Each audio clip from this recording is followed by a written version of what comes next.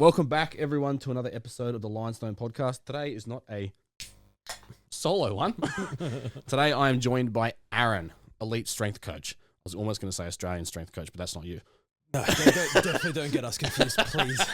You look like polar opposite people anyway. I was going to say he's bald and no beard, and I'm hairy with beard, so I think that's a bit of an interesting contradiction. Balances it out. But today we're going to talk about, well, actually, first, before we dive too far, I was going to dive straight into the questions, but why don't you run through who you are and what you do? I'm Aaron. I like long walks on the beach, holding hands. Toes in the sand or whatever that song is anyway. No, I mean, I'm just a coach, really. An online coach. Don't sell yourself short. A very overqualified online coach. Mr. More than Cert 3 and Cert 4. Yeah, my HEX debt is quite high. Let's just put it. How long have you been coaching for? Too long now. 15 years, 2008. So I finished school in 2006. 2007, I got my Cert 3 and 4 from memory. And then uni after that. What did you study in uni? Exercise science. Oh. So exercise science, then did a master's. Did you have to do Cert 3 and Cert 4 and do that? Or did you just do it? I just did it as, right. Okay. Yeah. And then exercise science and then master's in exercise physiology. Back before exercise physiology was kind of a thing.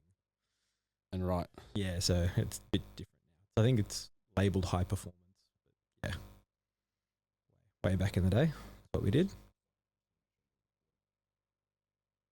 Lucky I turned that back on. It could have been very bad. Cool. So uni, and then you've been coaching for the better part of 15 years. Is it wild that I graduated school 10 years after you graduated school? Yeah. I get that. I forget there's a large age difference between us. Yeah. A lot of people, it's funny because we were like, oh, how old are you? I'm like, well, how old do I look? And it's always a hit and miss. It's kind of like, oh, you look like, your late 30s. I'm like, you're the real MVP. So, and then it's like, you're 55. I'm like, well, fucking righto. You're doing all right for 55. That's all right. Exactly right. So you've been coaching for 15 years. And then during that time, I'm assuming you've helped a wide array of people. I've done a lot. Worked with a lot of people. So, like, who do you primarily help now? I would call them the advanced gym-goers. They're my preference, who I like to look after.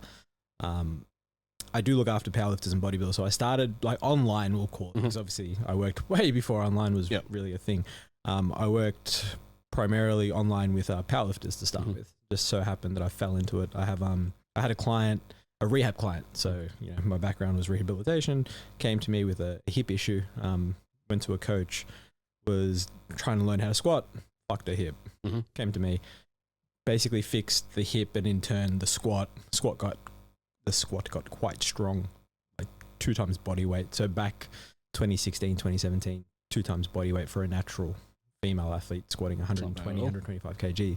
In the powerlifting world back then was pretty big. So, weighing in at 61 kg. And then she's like, well, let's go do a powerlifting comp. I'm like, sure. I've never done one of these before, but fuck it, let's do it. A good idea at the time. I'm like, it doesn't sound overly complicated. You have, 3 different lifts, 3 attempts. Yeah, lift the weight up and down. Biggest one of each one combined win. Like, cool, that's straightforward. I'll do that. And just fell into powerlifting from there. So now coach got quite a coaching background in powerlifting.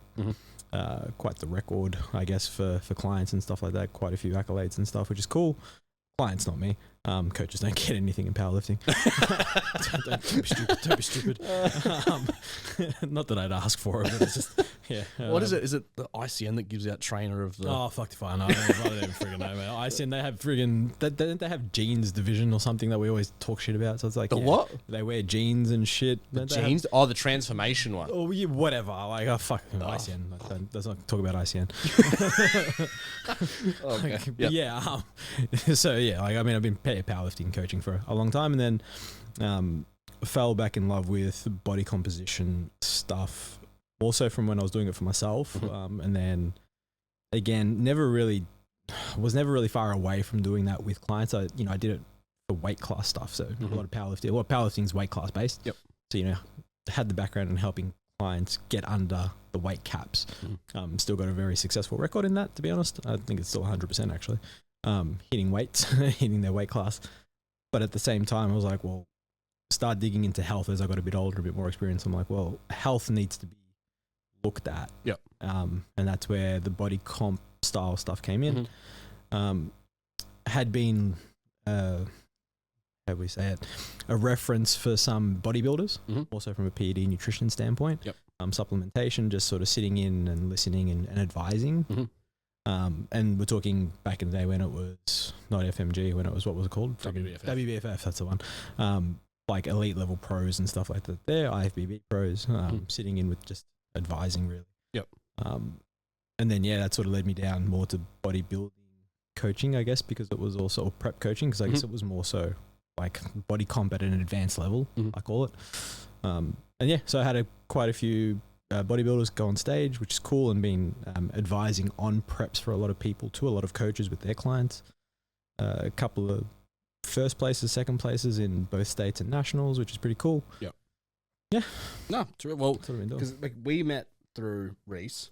But we've also met at, you came to a lot of the seminars that were held here, and there were questions that you were asking. I was like, I know a couple things. And then there were questions you were asking, and I was like, I'm a fucking idiot in this room. Like, this shit's going way over my head. Like, I think when we had, was it Luke here was presenting? Because did you come for Prescript as well? Yeah, I've known Jordan since 2017. Yeah, right. 2016, 2017. Because you've done podcasts with all those guys, haven't you? Yeah, and I've known Luke for 3-4 years now. So, like every chance I get to have a chat with them is always fun. You know your stuff. You're the guy that can just pull studies out of his ass. And like, this is the study for this thing. This study did this thing. I went through a real big phase of reading studies. Like I think I've got about 3,400 studies saved, which I've actually which I've read. And anyone that's probably listening that knows about studies, it's like, it's the neurotic. Well, that too. We call it autism. But no, when you're reading one study, like you always go to the references to see where they pulled that passage from. And it's just going down the rabbit hole. Yeah, and you just keep doing it. Yeah. So that's you know the 3,000 studies are probably off the one first study. Yeah, that's fucked. That's fucked. But it obviously shows in your knowledge, because I've asked you questions and I was like, oh yeah, I thought this and I thought that, and you were like, no, it's actually this and actually that, and I was like, oh, yeah, right, well, yeah, okay, well, far more than I know. But we'll dive into things. So essentially, I want to know a little bit more about your philosophy on training, because you post a lot of content about it, and it's very, how do I put it? People, I don't need to put it nicely. People train like shit. Yep. And you're the first one to say, that's shit, do it better. So where did you initially get your philosophy on training from? Was it something that you just started doing when you were younger, just getting into the gym? Was it as you read more, as you trained more? Where do you feel like you found most of it? Because we can all read studies and all say like, oh, this says this in literature, but then when you put it into practical application, it's like, well, that's stupid. Yeah. But so did you find you felt you learned more from just training people or from what you actually read? Training people, not necessarily from reading. A lot of research, again, back then. Now it's a bit better. I mean, some of the studies are still quite old, but a lot of the training to failure concepts weren't really popularized. Again, I didn't live in a world of hypertrophy necessarily. I was in the powerlifting world. Powerlifting world is a lot more like linear progression style programming. So it's like your whole point is to peak on a day. So it's like you're not necessarily pushing proximity to failure. Should be in your accessories, but powerlifters don't do accessories, so don't be silly. Again, if you're squat for 60 minutes, if you're a powerlifter listening, you know I'm right. Like, don't fucking lie. I've been there, I've done that, I get it. Like, we're just eating lollies while we're just in between and taking 7-minute rests between fucking warm up sets. We get to a top set and we're like, all right, it's been an hour and a half, we're leaving.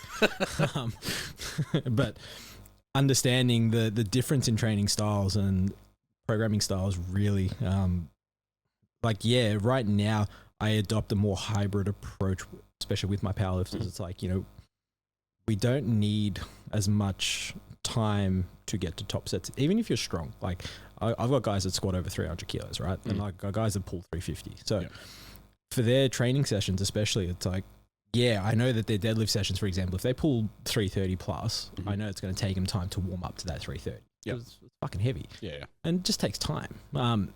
But that means I know that from a programming aspect, I'm not going to be putting too many accessories in there because I still need them to hit something. And I know I'm going to push those accessories as close to failure. Still wanting adaptation to occur. Because if you're progressing from your warm-ups are 150, 200, 250, exactly right. 300, 360, you've still lifted a shitload of weight before you actually 100%. And we got to and the whole, and I always say the programming thing is you're just balancing fatigue. You're just flirting with that line of fatigue and adaptation. So that's where, I started to dive back into hypertrophy. But before that, I'd call people out for training shit, but more so from a perspective of there's always more in the tank. Mm-hmm. So it's like, and I tell people all the time, and it's my argument with RPE versus RIR, but you know when you film the set of yourself working out, and you're like, fuck, I had another 5 reps. Yeah, that looks easy. Yeah. Yeah, and it's like, just seeing that in person, because obviously if you've got people around you that you can trust, they can be like, oh, call you out on your shit. Yeah. That's where I'm like, yeah. But now I'm just doing it on Instagram and calling everyone out on their shit. Like, you train like shit. Like, don't argue with me. Prove me wrong. Yeah. Yeah, that's a good way. Yeah. Yeah, I don't care. Like, I'm not emotionally invested in your training. No. Like, I don't know you. Yeah, prove but me I know wrong. you train like shit. Yeah. I look at like, because like something that I have discussions with clients all the time, and even I see like everything works. Like you can still do fucking 40 set workouts and grow. Like it'll work. Everything works. Yeah. There are things that are going to be better than certain things. But do you feel like when we look at, because this is like the whole like you look at these like jack dudes on Instagram that still do like all these drop sets and stuff like that, and like it works. But then their counter argument is like all these guys that do this super knowledge based, science based training are all just skinny nerds. Yeah, 100%. Do you still like this? Okay, cool. You answered my question. I agree. So don't get me wrong. Again, I went down that rabbit hole. Right, COVID was a wonderful time. So lockdowns for me were fantastic. I had the best training sessions of my life. Yeah. But it also gave me the chance to experiment. I had my own little garage setup. I got very fortunate. Like as soon as everything sort of occurred, I started calling everyone I knew. Luckily, being in the industry for a while, I could pull some pretty cool pieces together, right? Some that I've explained that I've got in storage, right? So I had them in my garage. So I'm sitting there laughing, just trying different stuff.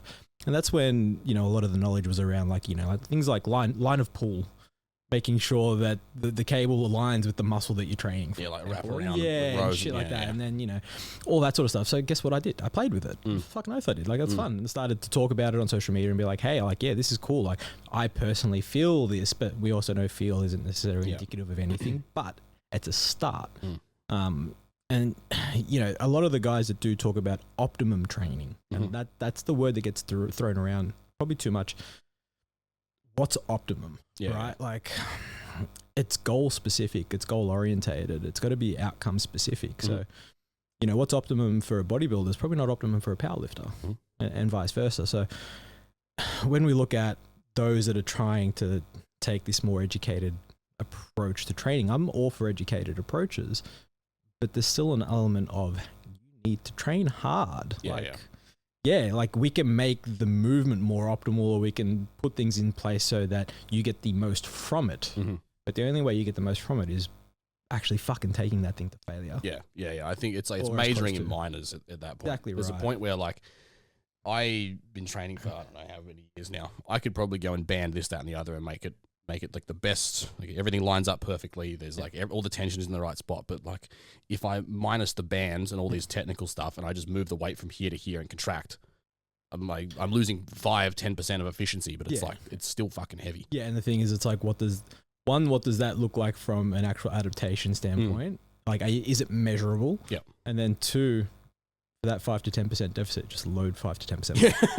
Because it's not fucking rocket science. Exactly. We were talking about it because we got all the prime stuff downstairs, and you can load it all in different positions and like length and short and mid range combination or whatever. And I was like, where do you load it? And you're like, I just put it in the middle. Yeah. I was expecting like this super scientific answer. Like, I just put it in the middle. As much as I love Prime for doing that, being able to like link, actually put weight in the short and lengthened positions. Mid-length, man. Yeah, like yeah. It doesn't, because you can't go wrong. Exactly. Like the more courses I've done on programming, the more I've learned about it, the more restricted I feel with training. Yeah. And the more boring it becomes. It's like, oh, well, this is like doing 21s with a barbell is really ineffective. Yeah. But it feels good. Yeah. I get a sick pump from it. I was going to say, do you look mad in the lighting afterwards with the angles? Fucking I was like, I kind of thought more about it, and I was like, you could be super anal about things and be like, build the sickest program on paper, but I'm not Chris Bumstead. I don't train for a living. Like, it's like elite athletes, like they have to show up even if it's monotonous. Yeah. Like I was listening to a podcast, can't remember what it was, but they were talking about this rower that like he might have been an Olympic rower or whatever, but he has to go and just do zone 2 work for an hour and a half. It's not like it pumps him up or anything. He's like, I just have to go and do it. Yeah. And like, that's really optimal for him. But he has to show up if he wants to win gold. Yeah. I just train because it's fun. Exactly right. And if it's like, I've got a program now where everything is really well thought out, but then I only do 4 days. But if I can fit a 5th day in, my coach just says, just go do a fucking arm day. 100%. Just go do some bicep curls. It's fine. Yeah. Well, the other thing is, it's like, doing something like just an arm day. Like, I hate arm days because honestly, one, I've got we disagree. I've got small arms, so I can't really say much. But at the same time, it's like arm day for me. Like, how many times can you literally extend and flex an elbow? Right, that's all it fucking does. Yeah. But at the same time, I've seen people do like arm day specific and actually improve shoulder health. Because of the different positions they put the shoulder in to do their arms, like preacher curl versus spider curl versus whatever. And it's like, you know what? If it benefits you, fucking go do it. Yeah, there's flow-on effects for everything. Yeah, you know what I mean? Like, fuck it. If it's not going to hinder your recovery, then do it. Why not? No, I think that, like, if there are, where was it? Might have been when we did the pre-script thing. Maybe. Because was that level 2? Level 1. Level 1. I was kind of up and down from it. But, like, they were talking about, like warm-ups. Maybe it was backs.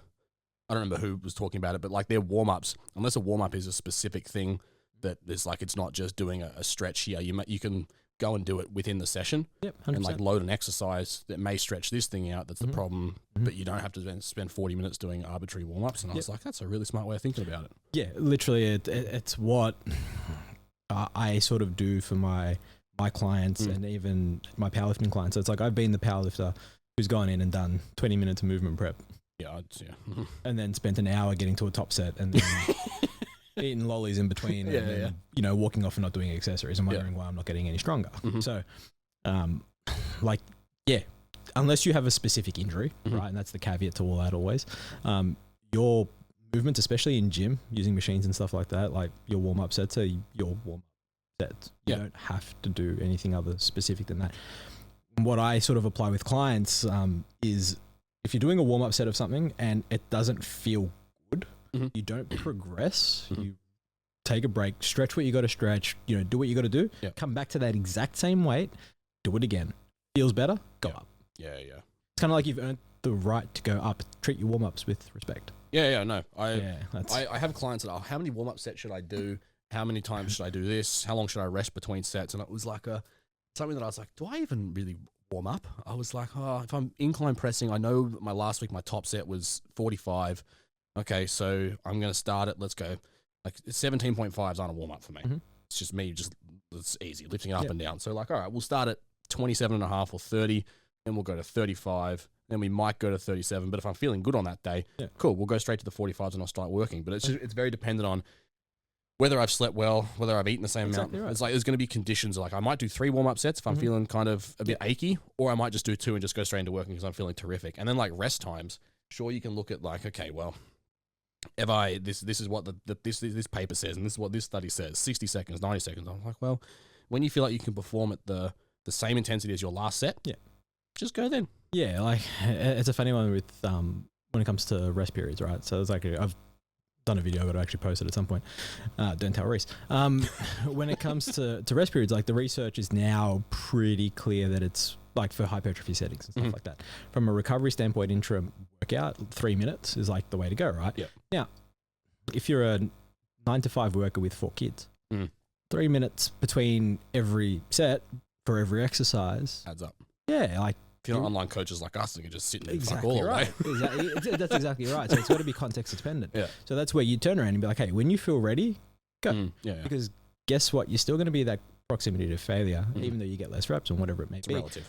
It's relative, exactly. So it's like you're still happy and you're getting the workout in and you look good, fucking by all means, go for it.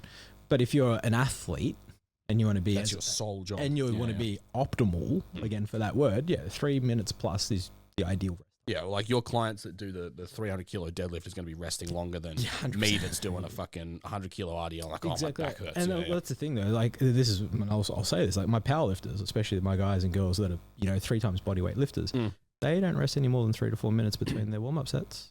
Yeah. So if 300 to 330, it's still 3 to 4 minutes.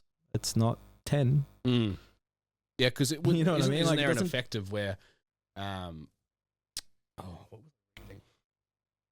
But there's like that like central nervous system wise, like you're still going to be pretty primed.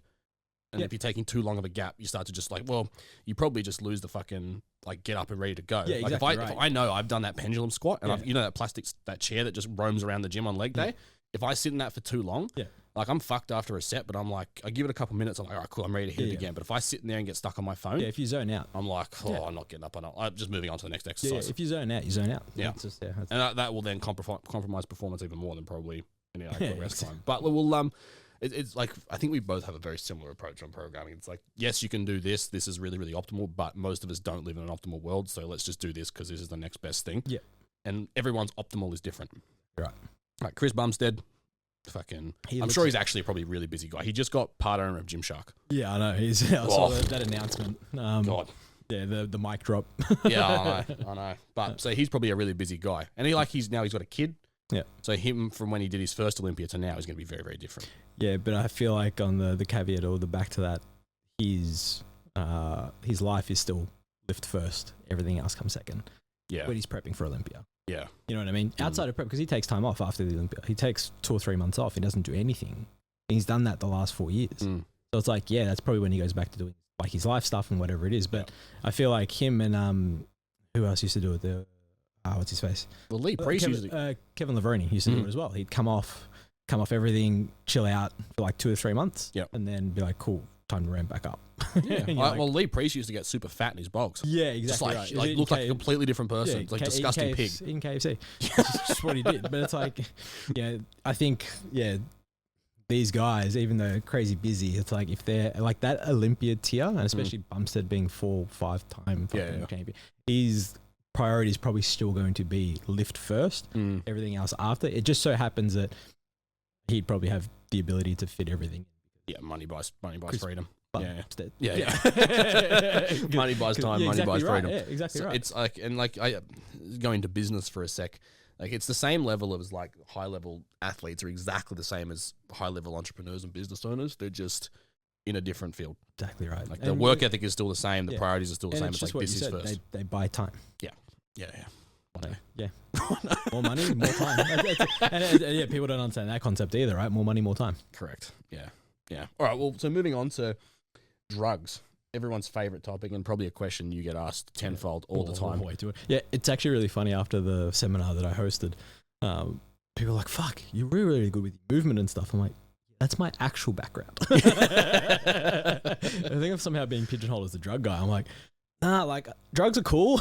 Like they're fun to talk about and learn about, and like biochemistry is cool. But I'm like, nah, man, movement's my thing. And people are like, oh, I didn't realize how good you were. Like, I've been doing it a long fucking time. Yeah, I mean, I assume it's like, because most Cert 3-4 fucking people don't, like most Gen Pop PTs and stuff like that don't know anything about drugs. No, exactly. So it's not something that really people get exposed to often. Like if you go to a Good Life, there's only a handful of people that most Good Life PTs don't know much about drugs, but I don't claim to either. Yeah, so we'll dive into things like drug use is obviously very, very prevalent. Mm-hmm. Some drugs better than others. Yes. No drug. We'll go with the caveat. This is not medical advice, and no drug is good. But there are some drugs that are better than others if you look at them objectively. The big one that's overhyped. Actually, I'll ask before I put any bias on it. The one drug that everyone's like the holy trinity of like Tren, Mass, and Test. Tren being probably the most commonly known drug. Mm-hmm. Do you think it's overhyped? Yeah, I do. I can see why it's overhyped because it's just it kind of just rings really well with all these little funny sayings, stuff like that. Yeah. Which company was it that made it really popular with that phrase of Tren? What was it? Tren hard. Like eat clean, Anavar give up. One, exactly right. And I think that sort of stuff sort of put it on the map. Mm-hmm. You know what I mean? But yeah, Tren's always been this whole wonder drug. Like it's gonna make you 5 times stronger and all this shit. Yeah. And it's like it doesn't do anything like that at all. When equated, they're all pretty much the same. Mm-hmm. And the way I explain like PED usage and talking about anabolic androgenic steroid usage, they all do the same thing. They all have the same effect. Mm-hmm. So at a milligram per milligram. So like base level, what you're saying is regardless of the drug, they all somehow do the same thing. Some do it differently than others, but the end result is still the same. Yeah, at a base level, what they all do is they all accrue protein or tissue. Yep. They all do it at the same rate at a milligram per milligram, like frequency, if we're looking at it from that aspect. Okay. What a good coach will look for is side effects Yeah. and leveraging side effects. Yeah, okay. Because they're both positive and negative side effects. Always. And that's where, the trend towards using DHTs has started to really pick up as the last couple of years. John Jewett making a lot more famous. So for those that don't know, what are DHTs? It's just a branch of testosterone. So testosterone, if you look at it, you have like three families. You've got testosterone itself, we'll call it the main family. Yep. And you've got we'll call it the wife, DHTs. And then you've got the mistress, which is 19 Nors. 19 Nors are like your Tren, your Deca, MVP, all that sort of stuff. Your DHTs are like your Masteron, Primobolan, which are the most common ones that people know of. And then testosterone is testosterone, as well as like Dianabol, which is a big one. D-bol. Yeah, good old D-bol, yeah. D-bol, Dianabol, D-bol, and like equipoise, boldenone. Yeah. They're like your testosterone specific families. And then, it's like there's this just like little enzyme, this little 5-alpha reductase enzyme that occurs from testosterone, which stops the aromatization of it. So basically, it doesn't convert to estrogen per se. Yep. It's not how it works. It's just very loose and easy for people to understand. So then basically you get all the effects of testosterone without the necessary side effects. And with that conversion to estrogen, what are some of the common sides that mainly is going to be geared towards men? Yeah. What are some of the things that men typically see? Yeah, so acne is usually the biggest one first and foremost. You can see things like gyno. So obviously you get like, it's not even gyno, you actually start to get like more sensitive first and like itchy and all that sort of stuff before the actual mass builds behind breast tissue. Yep. They're the two most common that I see from estrogen side effects first and foremost. Yeah, okay. Yeah. I don't know if I've ever spoken about it on the podcast, but fuck, I'll say it now. I've used all of these drugs. Yeah. And like I've experienced all of those sides in like one form or another, of whether it was like younger and I'll tell the story. So the first cycle I ever did was when I was 21, 22. And it was started with, I think, 200 mega tests a week. And then we were like, all right, well, fuck it. You're looking pretty good. This is back when I was like very dedicated to my training and nutrition. I looked far better than I do now, I'll be honest with you. And then we were like, all right, well, let's add some mast in because we'll push your total, push your total load up. You're probably at your peak of testosterone. We'll add some mast in. I think this was mast prop. Yep. And it was only later that I was like, fuck, I'm feeling pretty good. I was getting some sides though, and we didn't know why. And now that I look back on my old blood work and we looked at my E2 levels, and I sent it to my previous coach, and we were talking through it, and he's like, oh, I reckon that mass was fake and you were just ramming fucking 500 mega tests a week. And that's I was like, that's why I was getting all those sides. That'll do it. And then it was like comparison to previous and current blood work. Then we found out my total tolerance to testosterone wasn't actually the 200 milligrams a week. Yeah. It was the fact that it was, 500 milligrams a week is testosterone was where I started developing those sides. Yeah. So it was just comparing old data with new data and realizing that gear was all bunk. Yeah, yep. And I could actually then change my current cycle to mitigate all those sides. So yeah, I think everyone's going to experience sides at some point, because I don't know like whether you do this, but do you kind of like test client like tolerances with gear? Yeah. Or do you always undergo and then work up from there? Yeah, I'm always on the shorter side of it. I think just been doing it for quite a while. And the research also suggesting that, really the upper threshold of 600 to 650 milligram a week of testosterone, not necessarily from a tolerance standpoint, more so from a gain standpoint. You don't gain any more from going above that. Yep. Is where it's at. Like, and I've had clients and I've got clients. Do I still? No.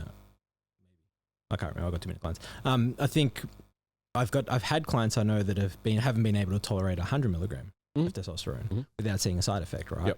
Yep. Sometimes it's just genetic lottery. Sometimes there's underlying health issues. It could be a number of things. And then I've got clients where we've pushed their test to 400, 500, and not a single side other than a little high estrogen on their blood work. And it's like, cool. Still don't want that for a prolonged period of time. You kind of wrong. There are things that you can expect to be like, this is probably going to happen if we go down this road. Yeah, and it's for a short period of time and it's again goal orientated. Yep. Like it's outcome specific. Like probably in a prep. I think was it Luke's seminar where he was talking about how he highlights the different athletes in different categories. Yes. And like the guy that wants, what was his name? Is it Tyler? Yep. He wanted to be an IFBB pro, so his risk tolerance was just fucking. Yeah, and that's what it is. It's really making your client understand. It's like, hey, like this is the potential risks that come with this, but this is your goal. Are you willing to do or wanting to do this? Sure, we can look at that. But at the end of the day, people are adults, treat them as such. So I'm quite reserved with the way I do PEDs most of the time for most people, or suggest for most people most of the time. It's more so I look at it from a total health perspective. I'm still of the mindset that the healthier you are, the less you genuinely need to see the results. Unless you're wanting to be that IFBB pro elite level powerlifter and you have the genetic capability to get there. Yeah, that's a big thing that I think doesn't get addressed enough. It's like, you could have a client that comes to you and they have the work ethic, they have everything, they're willing to give everything they have, but they just don't have the genetics. What do you do?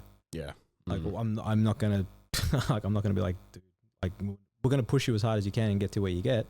Like, but you're gonna get to a upper point where more drugs, more training, more nutrition won't fix the problem. Won't do anything. You're literally limited by the way you look, and I can't help that. Blame your parents. Like, you know what I mean? Like, I don't know what you want me to do, man. Yeah, I think that's where an honest conversation needs to come in and be like, well, I mean, you can keep ruining your health because I'm sure that there are people out there that I don't know if you've had it before, but they've had clients that a coach like I've heard stories from other coaches of where they'll say, hey, look, this is the best you're going to get. Yeah. And they're like, no, you're wrong. I'm going to go off and find another coach, and that coach is just going to blow smoke up their ass. Like, you could be Olympia, you could be pro, 100%. And like, well, you just can have a heart attack at 40. Yeah, exactly. Feed them drugs until they die, right? And you're like, well, cool. I'm not that coach, and it's like I'm the opposite. I actually steer everyone away from using PEDs. Yeah. I'm very much that way inclined. It's like you have to be very, very elite, and you have to be like, I feel like the outcome or the goal has to be worth the risk.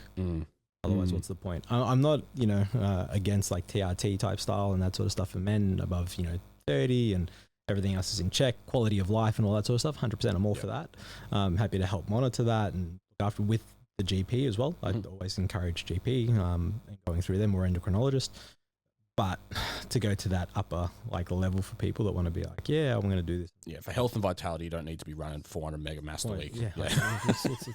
Even like, there's this thing, like 400 milligrams of mass is not that bad. It's the ones that run 500 milligram of Tren. You're like, oh, really? Those stories. Like, you can spot those people a fucking mile away. Yeah. You can hear their blood pressure from around the corner and you're like, like no shit. I think that like, I've already decided, I've made the decision ages ago after doing a bit of reading on it and watching some other people. Like as when I get to the age where my natural levels start to drop, I'll be straight on TRT. Yeah. And like probably later down the line, some level of growth hormone. Yep. Because like vitality, from a vitality aspect, I'm sure like the gear that I've used in the past has shaved years off my life. Potentially, you don't know. Like it's one of those things. The way I look at it, like, so testosterone for men especially, right? It's what transitions us from boys to men. Yeah. Like literally. Also a great band. Just in case anyone's wondering, I'm that old. So like, when we're looking at it from that aspect, and you would have seen it, and now people listening probably have seen it, guys who age or look older than they are, even if they're jacked, because they've abused testosterone specifically. For a first-time user, this is like a question that every coach has been asked. What do you think the requirements are before they consider using?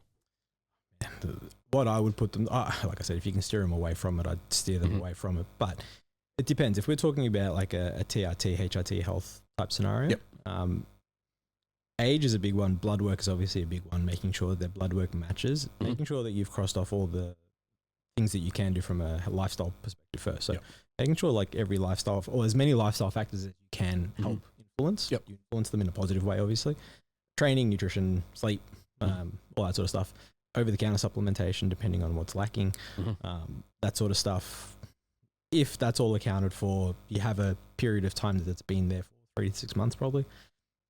No improvement from a blood work perspective, then it's definitely worth a conversation.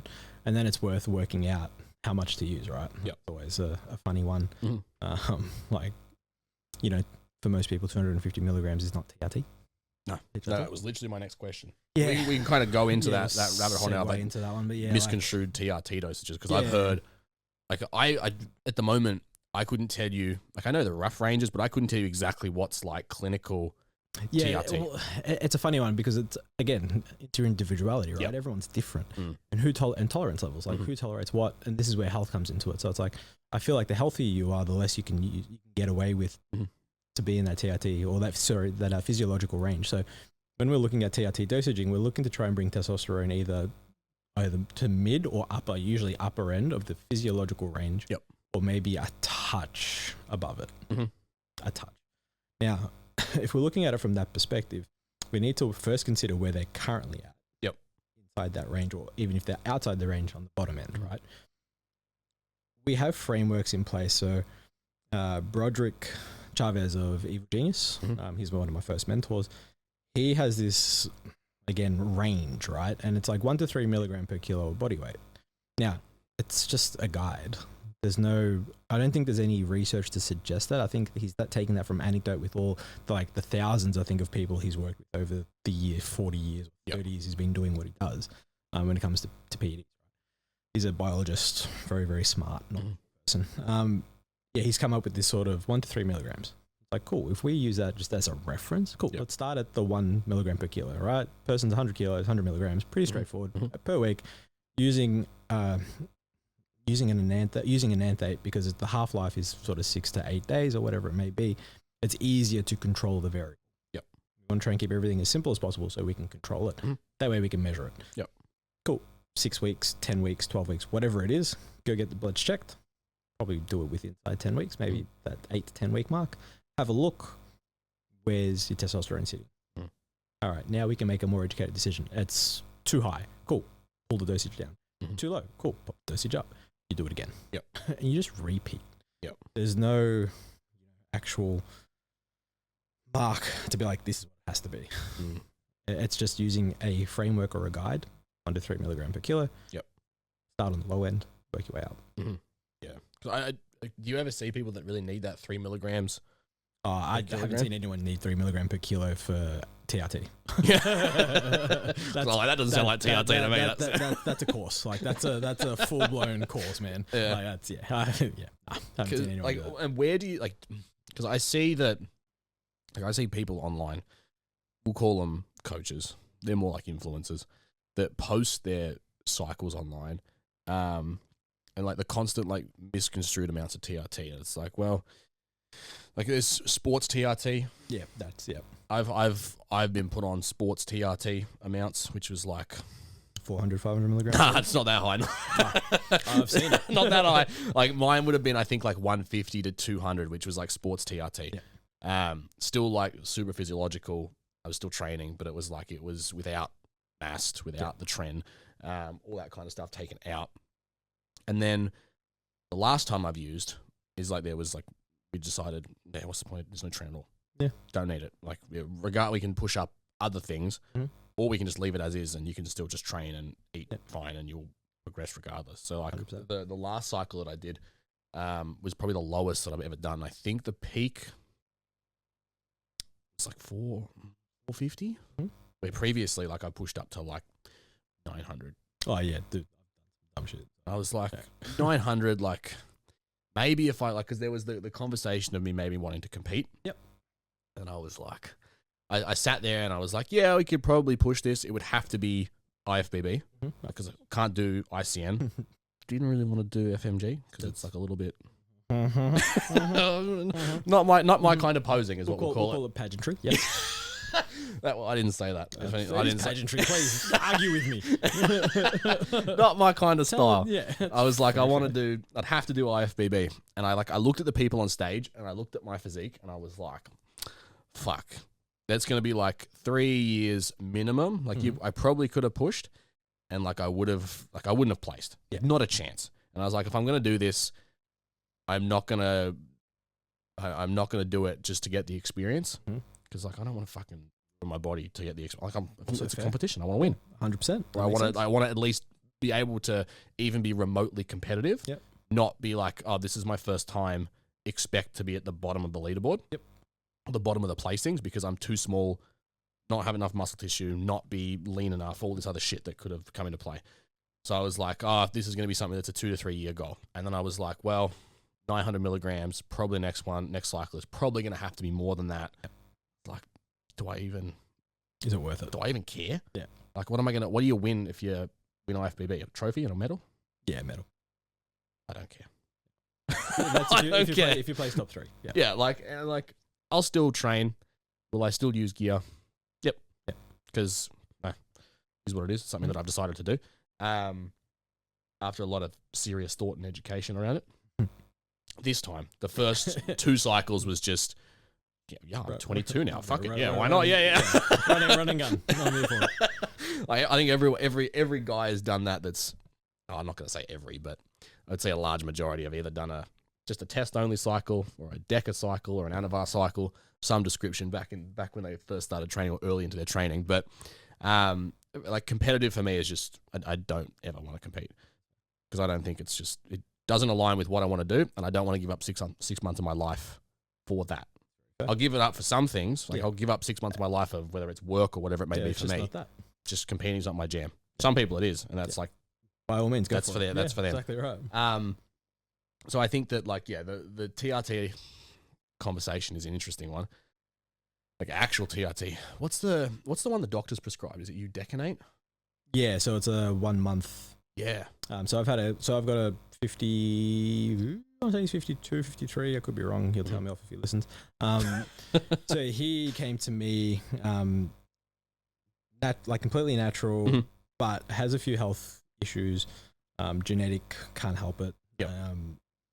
Test was always quite low, but he's quite active. So he actually for his age, he looks fucking phenomenal now. But when he first came to me, he just didn't have that much muscle, but he wasn't recovering, he wasn't sleeping, a whole stack of things. I'm like, okay, let's go get some blood tests. I'm curious to see what's going on. Test was bottomed out, and even he was shocked. Doctor's like, oh, okay, like this is pretty shit. Let's put some things in place. I'm like, 100%. I agree with the doctor. Let's do some actual stuff first without using supplementation and stuff. Let's look after your lifestyle. Let's fix some shit first. Yep. Went back. Test was the same. Right. This was after 6 months. So it was feeling much better. Just he knew that his recovery was really bad from training, and like we were talking minimal volume, minimal efforts. Yep. By struggle. Yep. Okay, cool. There's obviously something going on. Doctor suggests jumping on TRT. So what the GPs here in Australia at least do, maybe Victoria, I don't know, start with a cream. It's a topical one. Yeah. Rub it on your ball sack. Right up. It's where it's produced. So yeah, that's what you got to do, right? Yeah, whatever makes you happy. Sorry, he's married, so. Again, sorry if you're listening, dude. I mean, I offered, but no, I'm joking. It's an extra service I offer. Extra coaching fee. So he it did it for 12 weeks, went back, test. I think it went up 1 point. Like 1 or 2 points. It was nothing. So they expected it to go up like a little bit, but nothing crazy. I'm kind of like, well, why didn't they just go straight to the injection? Anyway, move to, undecanate. No, you never remember the actual name of it. Starts with a U. It's a month that they do. Problem being, when you pin or inject, you get a spike, right? So it's an influx. Like you're taking an influx of testosterone, but with that, you're taking an influx of all its potential side effects. So blood pressure skyrockets for a short period of time. Cholesterol skyrockets for a short period of time. Everything skyrockets for a short period of time. And he was feeling the effects of that initial. And then what had happened is because it's such a high influx of testosterone, he started to see the side effects or started to feel side effects. And he'd only ever feel them for a few days until leveled, dropped and leveled out. And then he's like, okay, it's gone. Yeah, like no shit. Makes sense. So I spoke to him to speak to his doctor. I'm like, hey, see what else you can do. Surely that they can put you on a different ester. And I think they moved him to either an anthate or cypionate. I think it's an anthate. I want to say, or primotestin. No, it's one of them. Every 10 days. So now he goes to he was going to the doctors, and they'd actually pin him at the doctors. Oh, really? Every 10 days. That's a bit inconvenient. Yeah. Right? Yeah. So then he managed to get a script. So it's like he had to go through the process. This was after 12 months. So this is a 12-month process to be able to then get a script so he can do it himself at home. Yeah, right. Because I had a client, he was a young guy, that he had I can't remember what he had, but he would get it once every 12 weeks from the doctor. Which is, And he felt good for the first few weeks. And then I was like, how are you feeling weeks 9 till 12? And he's like, fucking dog shit. Because everything's it's almost gone. Yeah. Everything's bottomed out. And we'll be transparent. The getting over having to inject because I remember the first time I had to fucking do it. I was like, fuck, this is fucking daunting. And I've had people I've had mates that have wanted to use, and there was guys at the last gym that I worked at, well, actually the first gym, the Good Life that I worked at, that would clearly on, but I found out later that were just like these big fucking jack dudes that were just too scared to inject, and they just used tablets. Yeah. That's not good. Yeah. That's bad. Someone create a video on that. It's on my Instagram. I think that, like the initial, that was not to sound too broy, but like, that was like the first time that I had to do it myself. I was like, oh, this is a bit. Yeah. And then I think it's like, you just get over it. Dude. And now it's so prevalent. Like, I follow a bunch of dudes on Instagram that are just fucking jacked, that their whole thing is like, I think his name's like Tren Gorilla. Yeah, right. And like, he's just like a meathead that enjoys training. But there's videos of him just driving down the road, just sticking a pin in his shoulder. Yeah. See, it's like, it's funny. The first time I ever had to inject, I physically couldn't get around to my glute. I was about 108 kilos or 107 you would have been a big boy. Yeah, I couldn't physically rotate. So I've never been able to pin my delts. Oh, really? I can't do it because my pec like cramps every time I run outside. So I'm like, I can't do it. So I started pinning my quads. Yeah. So I started pinning upper thigh, outer thigh, like perfect. And I did that for ages. I've been on for 7 years now, 8 years. Yep. I started late 20s. I'm 35. And now it's glutes. Yeah. And now I'm contemplating going back to quads just to give the glutes a little bit of a rest for scar tissue, right? Yeah, like I couldn't physically rotate. So it's like, I remember the first time and I was shaking all over the place. It was fucking great. How I didn't like absolutely pop a vein, I've got no idea.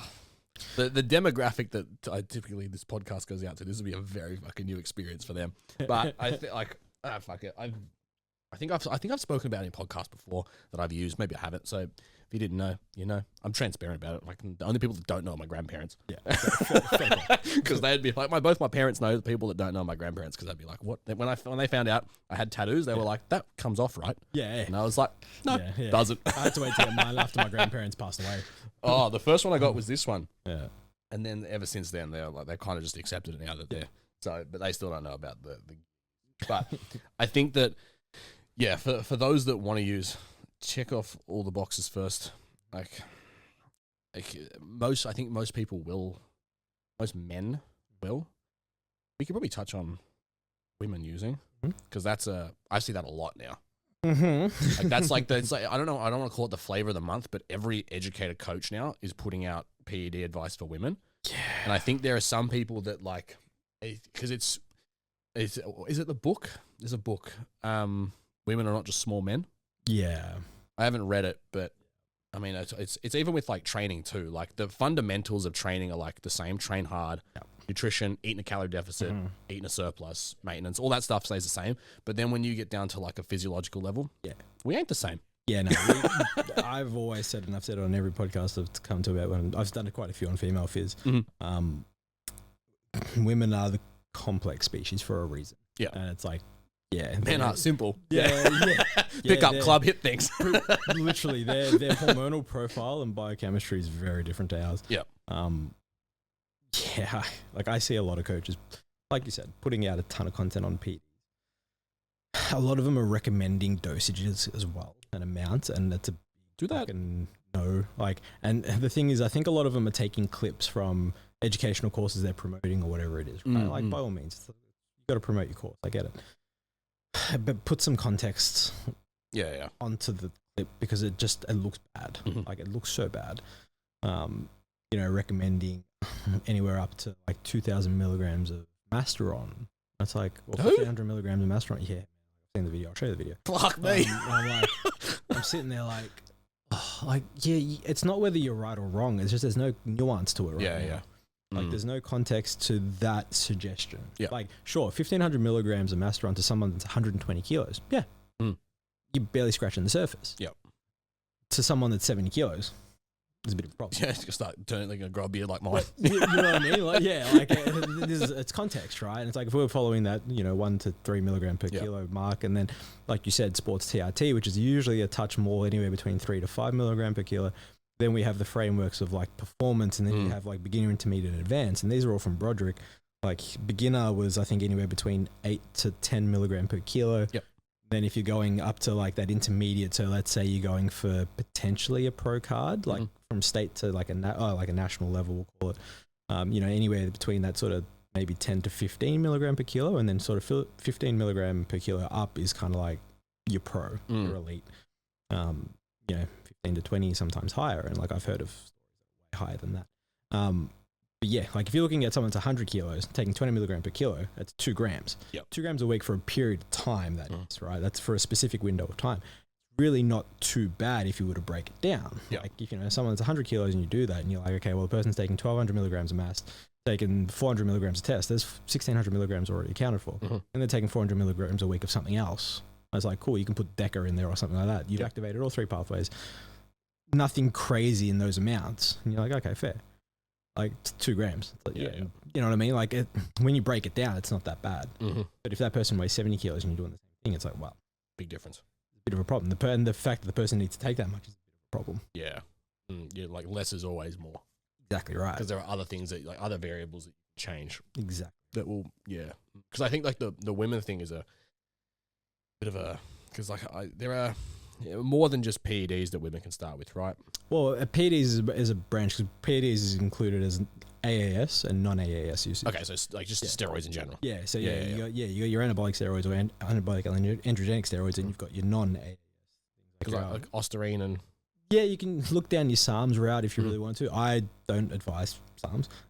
But you can look at your things like your metformin, your T3, T4, all that sort of stuff. Okay. In terms of growth promoters, it's like there's really not many in there. Insulin's going to be your best bet. Comes with its own risk profile, and it's but not many people actually do that, right? No, because not many people know to do that.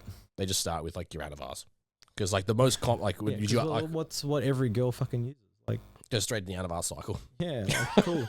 We're gonna pop you 20 milligrams of Anavar for 6 weeks. Okay. Yeah. And to be honest with you, like it's funny from an anecdotal perspective.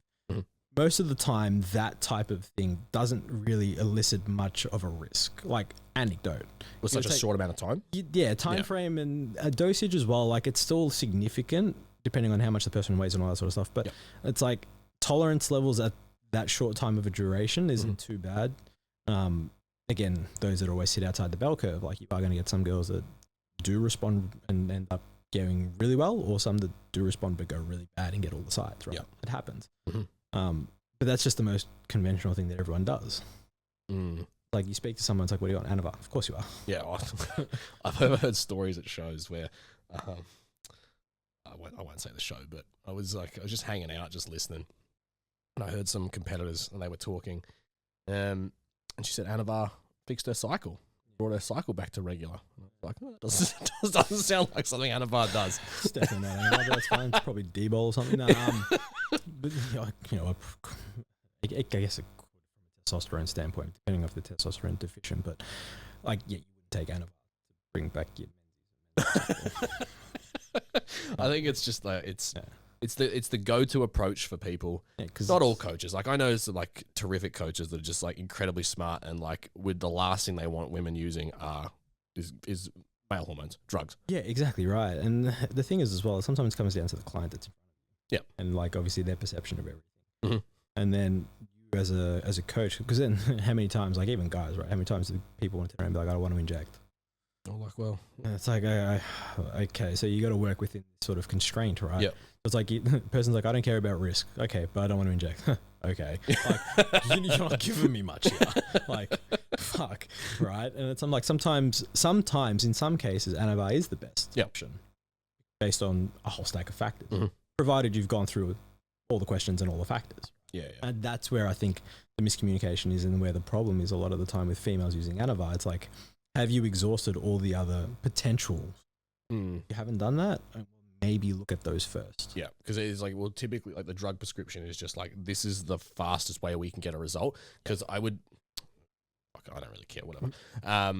I would argue that most of the coaches that just go straight to the Anavar are looking for not the, like in a competitive sense, it's not the before and after, it's the win. Yeah, it's the placing. Of course. Because it's not the placing because they want their athlete to do well. It's like, oh, this will get me more clients because this person's winning. It's like, well, if you want your client to I think that just comes back to ethics and coaching. Yeah, 100%. And like you look at the state of the industry, Yeah. that there's like the clear divide between like the hyper educational coach that's like the skinny nerd that like that's taking it to the extreme. Yeah. Then there's the people towards the middle that understand like sometimes to get a drastic result you need to do like drastic measures. Like the Absolutely. Tyler guy that wanted to turn pro, yeah, he was cranking a lot of drugs. Yeah. But like Luke, who coached him, was like, well, this is what needs to happen. And they came to an agreement of like, cool, yep, Yeah. we both accept the risk. Still towards the educational camp. Mhm. Then there's the middle line where it's like, well, I would say that's where just people just coach Gen Pop. Yeah. Cool, do what you want. And then there's the other line. It's like, Yeah. well, the first solution to you winning your FMG Pro card Yeah. is you need to take Clen and Anavar. Yeah, and do 20 sets a week of glutes. Yeah. Like, cool, right? And that's just it. And it's usually, as I always say, and like you've just literally pointed out, it's somewhere in the middle 9 times out of 10, right? Like something that I have changed my mind on a little bit was more so I was very, very cautious when it came to suggestion of like PED usage and Yeah. what to use and how much to use. I was very, very on the low end. Still got great results, but I think maybe that's also why I kept everything so low, right? Yeah. And then after speaking with Luke and like, you know, understanding like his mentality being these guys, if they come to you because they want to win, you need to help them win, but you need to help them win with the best knowledge you have. Yep. And keep them as safe and as healthy as possible. However, if they turn around and they want to do stupid shit and whatever it is, you need to try and provide a safer, not safe, safer environment for that to potentially occur. Yep. Because they're going to go to someone else that's going to fuck them. Yeah. Right? Yeah, that's always like the dichotomy there. Yeah, like they're going to go to someone else that's going to give into what they want. They're going to pay them and they're going to get absolutely dicked over. And it's like, okay, well, shit, you're not wrong. So it's like now being a little bit more, I guess, not flexible, but trying to see like that winning mentality side of things, but also still trying to stick to what I do, my morals, my ethics. And hey, I'm still of the opinion health first, less is more. But maybe that less is a bit more than what it was before. Yeah. Depending on person, outcome. Because I think a lot of coaches, like you can spot a drug coach a mile away. Yeah, 100%.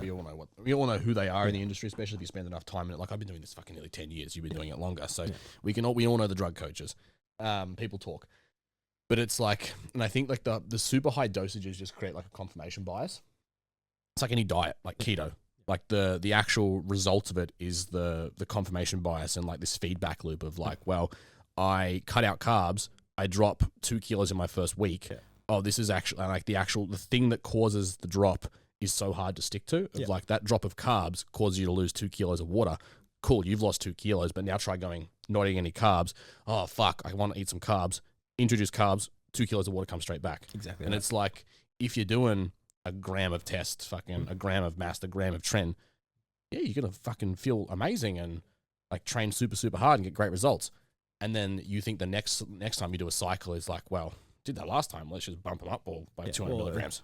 Literally, as Broderick says, like drugs work. Yeah. Like, there's no ifs or buts. Yeah. They fucking work. Yeah. And as much as don't cut this clip, more is better. Yeah, there we go. That's it. But more comes with more risk. Yeah. So it's like, yeah, sure. More, yeah, we know drugs work. We know more is going to be better because more is going to give you more results. But hold on. More is also going to come with its own problems. Yeah. And it's flirting with that line. Yeah. Can you accept or tolerate those? Yeah. Because like you'll get more muscle tissue, but you'll also have a fucking bigger heart. Yeah. And is it worth it? Is it needed? And that's where the coaching comes into play. And that's where like we come into play and like, hey, yeah, more of this could be better. Don't need it because you're progressing and it's keeping your client in line. And yeah, the mental maturity of the client plays a huge role in drugs. Like I've said no to some people. Yeah, I say no more often than I say yes. Yeah, and I can guarantee that. Like I've had more consults where I've turned people away and they haven't wanted to take up my coaching service. And that's fine. I don't care. I'm not putting my name to you because you want to do stupid shit. Yeah, I think that's pretty much everything. So we'll wrap things up here. Where can people find you, or is there anything that you want to add? I mean, Instagram's always where it's been. Strength coach, pretty straightforward. Anything I want to add? Don't do drugs. Okay, kids, don't do drugs. Kids, that's literally why I put it as a hashtag every time I do it. Don't do drugs. Some people pick it up. Some people don't. Like, were you really hashtagging don't do drugs? I'm like, yeah. I still tell people not to do it. Yeah, don't do them. They're not healthy. I'm not a fan of it. Like it's like I'm not a fan of people feeling the need to do them for some thing that they think they need. And it's like you don't need it. You don't need to do drugs to train hard. You don't need to do drugs to diet well. You don't need drugs for a healthy lifestyle. It actually does the polar opposite of it. Yeah, it's like if you're a male, you know, even females that want to do HRT, like I'm not the person to go to. I can recommend people. But like males that want to do TRT, HRT, like go through the lifestyle factors first, get all that done, dusted, cross it off. As soon as you start down the path of using TRT, like you can't really come away from it. So you're just going to have a bad time if you do. So it's like I started when I was 27, 28, and 35. I'm on TRT, HRT. I'm a little bit above TRT, to be honest. I'm more of a very small course, we'll call it. But you know, I'm on 250 milligrams a week. I'm 100 kilos. So it's kind of like 2.5 milligram per kilo. Cool. All right. Well, thank you very much for listening, everyone. If you've got any questions about gear, send them to Aaron. I'm sure he'll answer them. If not, he'll just tell you to fuck off. One of the two. Pretty much. All right. Until next time, we'll speak soon. Bye. Thank you.